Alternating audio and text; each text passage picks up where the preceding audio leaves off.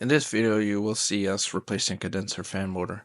At the beginning of the video, you'll see the condenser fan motor working, but once we arrived on site, the motor was not working, and we just gave it a couple manual pushes to get it going while we went out to our supplier to get the correct motor.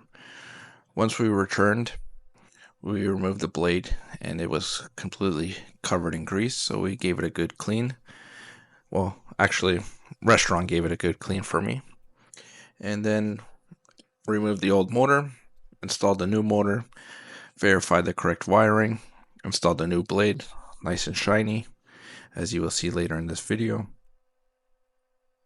And once everything was back up and running, we watched the fridge come down in temperature, verified defrost and overall operation, and just gave some tips to the customer for just general maintenance. Hope you enjoy this video.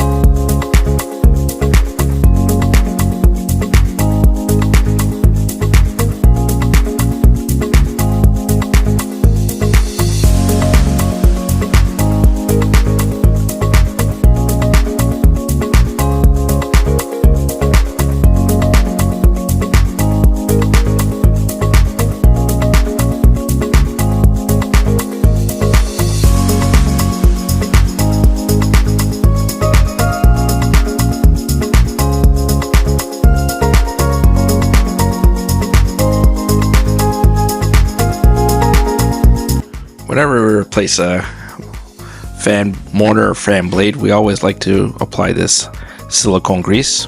So if we ever have to replace the motor or blade in the future, the blade will just basically slide right off the shaft.